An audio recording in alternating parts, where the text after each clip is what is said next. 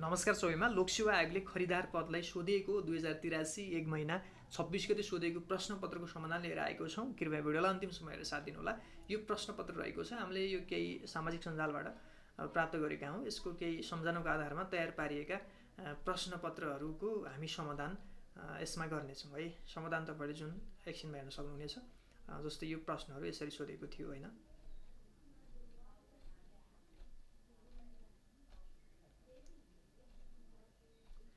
अब जाउँ प्रश्नतर्फ।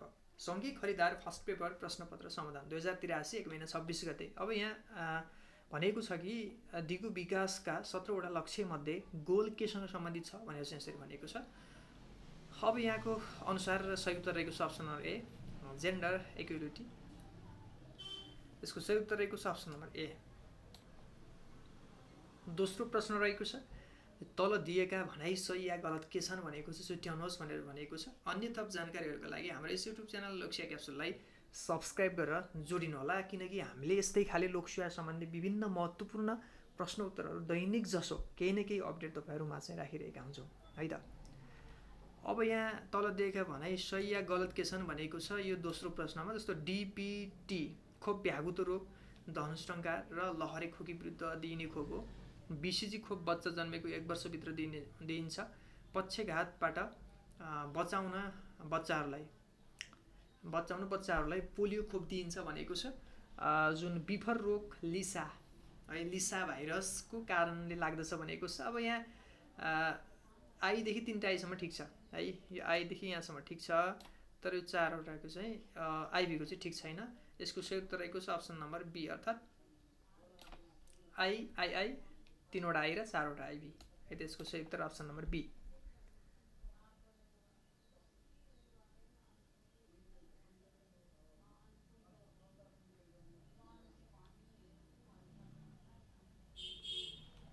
अब यहाँ एउटा क्वेसन यहाँ के छ भन्दाखेरि, जस्तो यहाँ यो बीसीजी खोप छ नि, यो बीसीजी खोपको कुरा गर्दाखेरि चाहिँ फेरि 1 वर्षसम्म त होइन होइन, यो जन्मे लगत्तै 6 महिनाभित्र चाहिँ दिने खोप हो।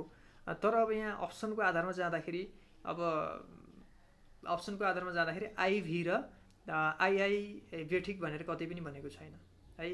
कि त यहाँ आई मात्रै बेठिक भनेको छ होइन, कि त अब यहाँ आइभी मात्रै बेठिक भनेको छ, कि त यहाँ सबै ठिक भनेको छ। अब अप्सनको आधारमा जाँदाखेरि हामीले चाहिँ अप्सन नम्बर बीलाई चाहिँ हामीले सही मान्नुपर्ने हुन्छ कतिपय अवस्थामा होइन। अप्सनको आधारमा जाँदाखेरि अब यो लोकसेवाले कुनलाई आधिकारिकता मान्छ, अब त्यो उनीहरूको एउटा प्रोटोकल होला होइन। त्यही नै हो। अब यस्तो हुन्छ लोकसेवामा कहिलेकाहीँ यो स्वास्थ्य सम्बन्धित कुराहरू, योभन्दा अगाडि सुब्बाको पनि त्यस्तै थियो होइन, अथवा शाखा अधिकृतको पनि अब केही प्रश्नहरू अलिकति यो विवादास्पद जस्तो देखिन्छन्। अब उनीहरूले कुन कुरालाई चाहिँ आधिकारिकता मान्छन् भन्ने कुरा हो। अब हामीले चाहिँ अब अप्सनको आधारमा हेर्दाखेरि चाहिँ अप्सन नम्बर बीलाई चाहिँ मान्नुपर्ने हुन्छ है त। त्यसरी बुझ्नु होला। कुन भिटामिनको कमीले गर्दा मानिसमा जुन रिकेट्स भन्छ नि, रिकेट्स रोग लाग्दछ भन्छ। अब यो रिकेट्स रोग लाग्ने चाहिँ भिटामिन डीको कमीले गर्दाखेरि हो है। भिटामिन डीको कमीले गर्दाखेरि हो। भिटामिन डी अलिकति बढी प्रशस्त पाउने भनेको चाहिँ घामबाट पनि हो होइन। त्यो हिसाबले गर्दाखेरि यदि घामको पनि कमी हो भने, सूर्यको अथवा घामको हामीले ताप लिन सकेनौँ भने रिकेट्स रोग लाग्दछ है मानिसमा। चौथो प्रश्न रहेको छ, तलको भनाइ अध्ययन गरी विकल्पबाट सही उत्तर छान्नुहोस् भनेको छ। यहाँ भनाइ विभिन्न दिएको छ होइन। बर्ड फ्लू जनावरबाट मानिसमा सर्ने रोग हो भनेको छ। त्यसै गरी ठिक हो यो होइन, यो ठिक छ। स्वाइन फ्लू श्वास प्रश्वास सम्बन्धी रोग हो भनेको छ, यो पनि ठिक छ। बर्ड फ्लू सर्वप्रथम कम्बोडियामा देखा परेको थियो भनेको छ, यो ठिक होइन, कम्बोडिया होइन। यसको सही उत्तर रहेको छ अप्सन नम्बर सी। अन्य थप जानकारीहरूको लागि हाम्रो यस युट्युब च्यानललाई सब्सक्राइब गरेर जोडिनुहोला। 5औं प्रश्न रहेको छ,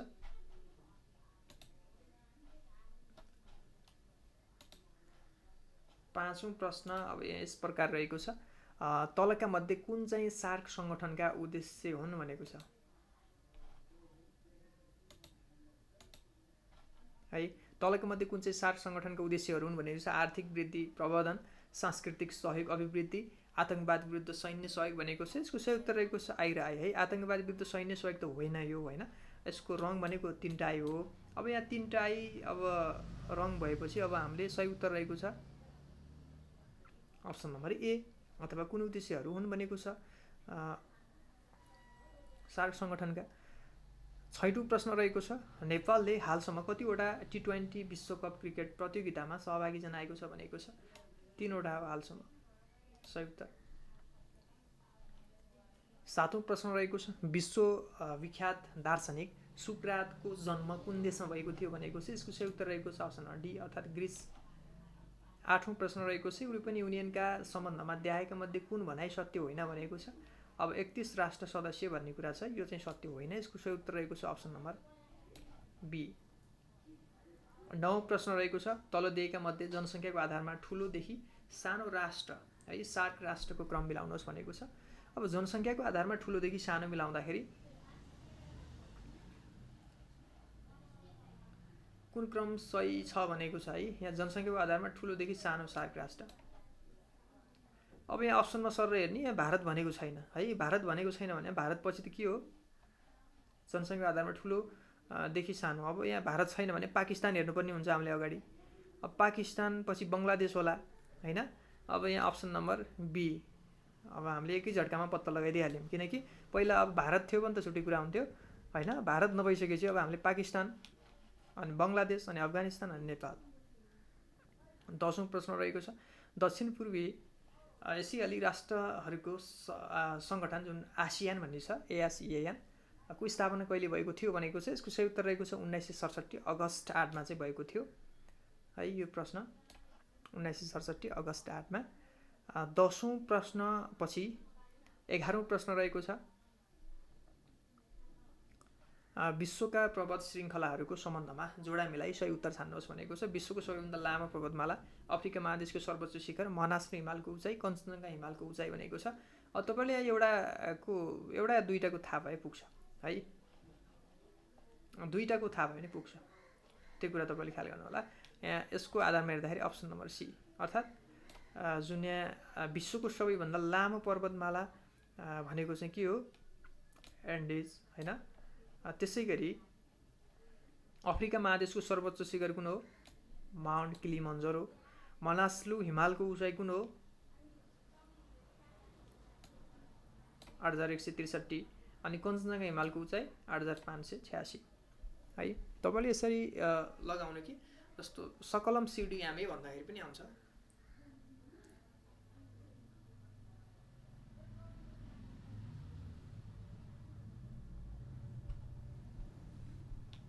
यसको सही उत्तर रहेको छ डी को 3 हो है।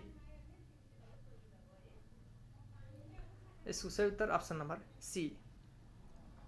12औं प्रश्न रहेको छ, नेपालको प्रामाणिक समय अनुसार नेपालको बिहानको 9:15 बज्दा सार्क राष्ट्रहरूमा हुने समय फरकमा आधारमा तलका मध्ये है तल मध्ये कुन कुन समय सही छ भनेको छ। आई मात्र सही, अथवा श्रीलङ्कामा बिहानको 9 बज्छ।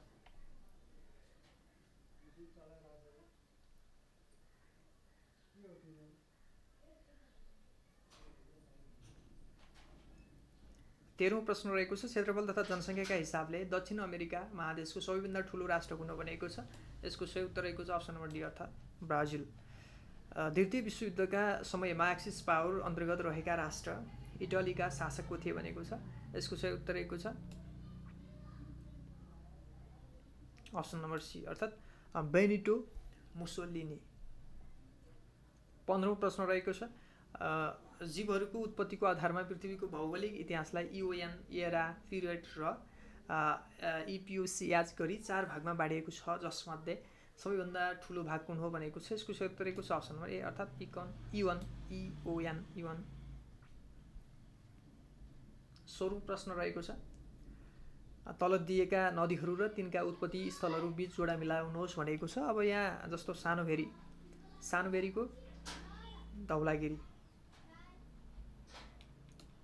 सानोभेरीको धौलागिरी, बुढी गण्डकीको गणेश हिमाल, त्रिशुलीको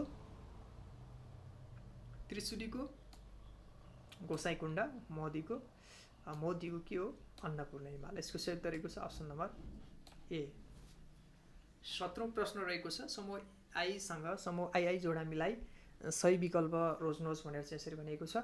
अब यहाँ मकै पर्व, लाइब्रेरी पर्व, औलो पर्व, भण्डारखाल पर्व भनेको छ। अब यसको आधारमा हेर्दाखेरि option number C option number D सही उत्तर। जुन मकै पर्व 1977 मा, त्यसै गरी लाइब्रेरी पर्व 1987 मा, औलो पर्व कहिले 1904 मा, भण्डारखाल पर्व 1903 मा भएको थियो। त्यो कुरा हामीले याद गर्नुपर्ने हुन्छ। सही उत्तर अप्सन नम्बर डी। 18औं प्रश्न रहेको छ रङ्गभेद विरुद्धका विश्व नेता नेल्सन मण्डेलाको निधन कहिले भएको थियो भनेर चाहिँ सोधेको छ। यसको सही उत्तर रहेको छ डिसेम्बर 5, 2013। 19औं प्रश्न रहेको छ लिच्छवी कालमा गाउँको सानातिना मुद्दा मिलाउने निकायलाई के भनिन्थ्यो भनेको छ। यसको सही उत्तर रहेको छ पाञ्चाली भनिन्थ्यो। 20औं प्रश्न रहेको छ विग्रहसम्म 2062-63 जनआन्दोलन कति दिनसम्म चलेको थियो। 19 दिनको थियो। राष्ट्रसङ्घ लिग अफ नेसनको स्थापना कहिले भएको थियो। 1920 मा। 22औं प्रश्न रहेको छ औद्योगिक क्रान्तिको क्रममा भएका तलका आविष्कार र आविष्कारबीच जोडा मिलाउनुहोस् भनेको छ। जस्तो पावरलुमको के हो सही उत्तर option number B Edmund Cartwright. त्यसै गरी स्टिम इन्जिनको जेम्स वाट। बाफबाट चल्ने रेल इन्जिन जर्ज स्टेफेन्सन। जस्तो सेफ्टी ल्याम्पको चाहिँ सही उत्तर रहेको छ हम्फ्री डेभी। यसको सही उत्तर रहेको छ अप्सन नम्बर ए।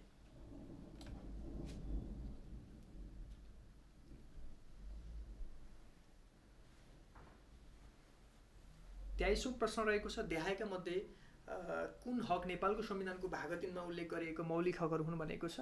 समावेशिताको हक है। समावेशिताको हक चाहिँ के हो भन्दाखेरि भाग 3 मा उल्लेख गरिएका मौलिक हकहरू अन्तर्गत पर्दैन भन्दाखेरि यसको सही उत्तर रहेको छ समावेशिताको जुन हक रहेको छ। जोडा मिलाउनुहोस् भनेर सोधेको छ बसन्त पञ्चमी, वैदेही, त्यसै गणेश, ऐरावत हात्ती। यसको सही उत्तर रहेको छ अप्सन नम्बर ए।